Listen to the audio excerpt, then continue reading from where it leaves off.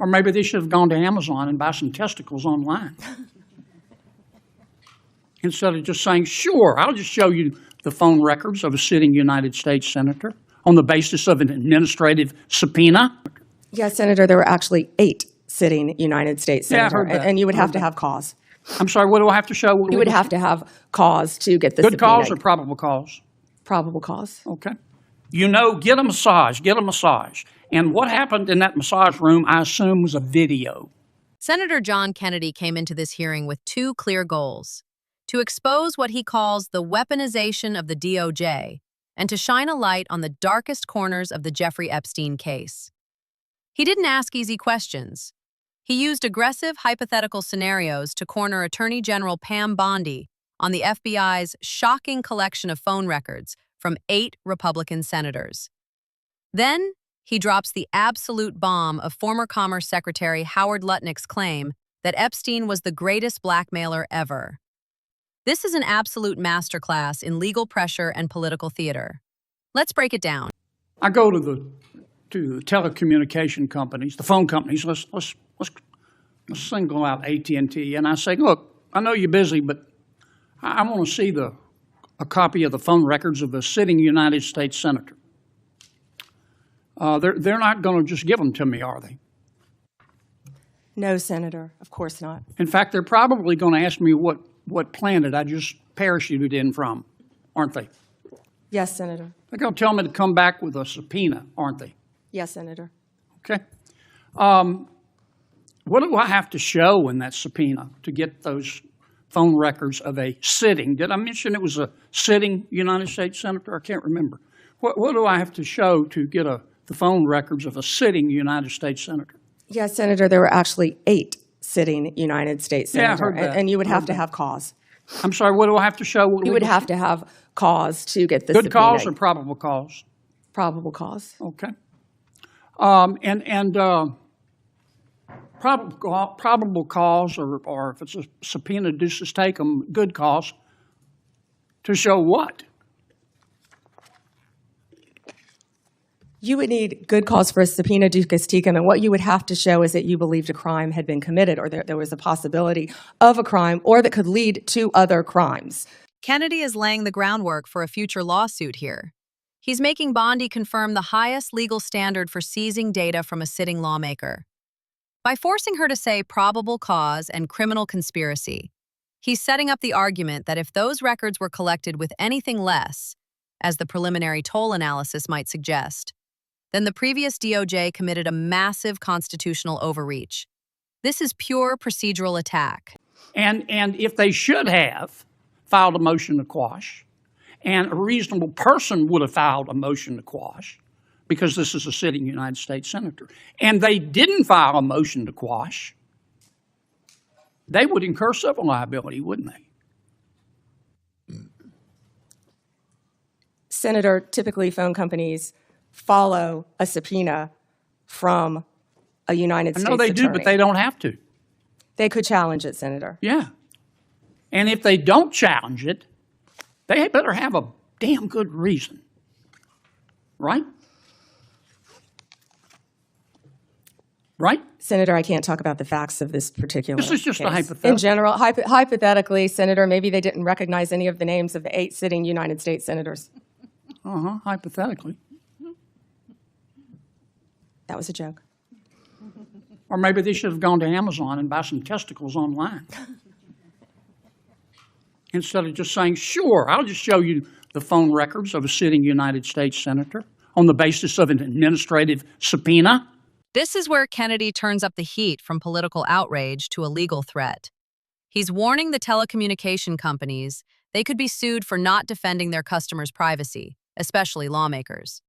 The "buy some testicles online" remark is classic Kennedy, vulgar, hilarious, and designed to shame the corporate lawyers who, he claims, folded too quickly to the DOJ's demands. It's an effective way to rally public support against the previous administration's conduct. Secretary Howard Lutnick, on October 1, gave an interview to the New York Post about Mr.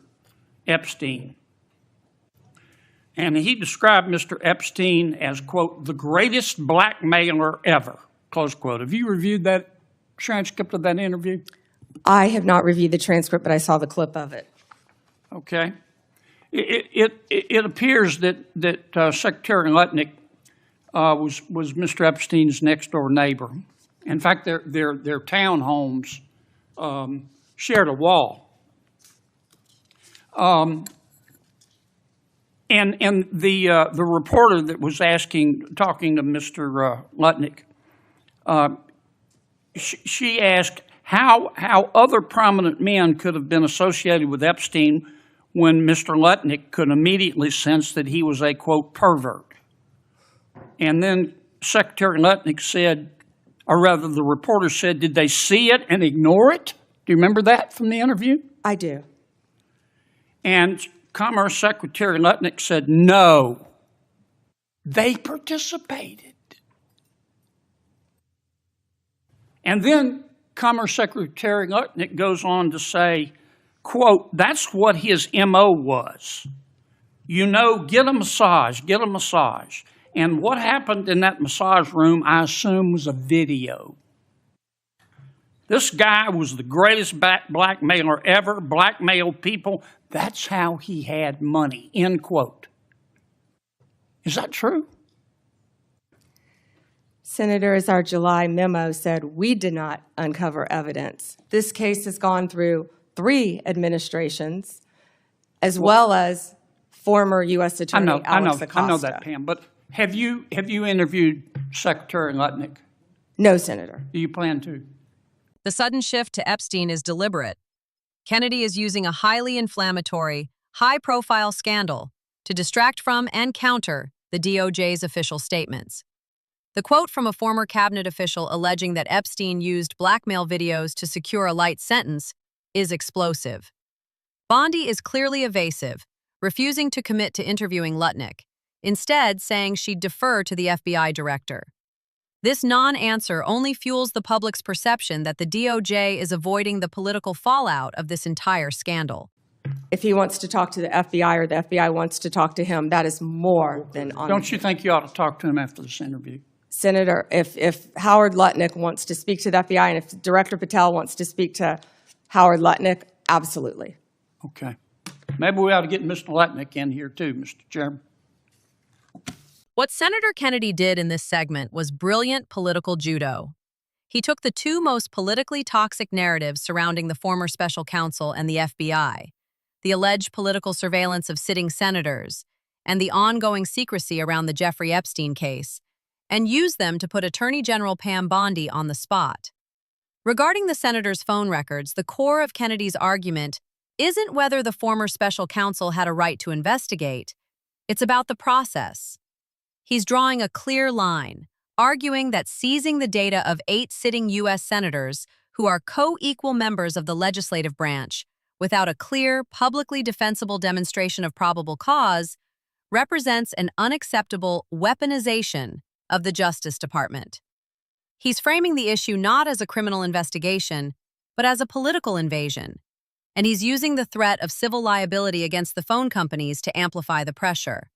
Then, he forces the conversation to the most sensitive topic, Epstein's alleged blackmail ring. By using Lutnick's quote, Kennedy directly contradicts the previous DOJ's own report, claiming there was no credible evidence of a blackmail list. Bondi's refusal to commit to interviewing Lutnick, a key witness who lived next door to Epstein, sends a clear signal that the Justice Department wants this story to stay quiet, even while being pressed by a high-ranking senator. So, here's the big question for you. Which issue do you find more concerning? The precedent set by the previous DOJ allegedly subpoenaing the phone records of elected officials, or the reluctance to actively pursue new evidence regarding Jeffrey Epstein's alleged high-profile blackmail operation? Let us know your thoughts below, and tell us who you think won this fiery confrontation.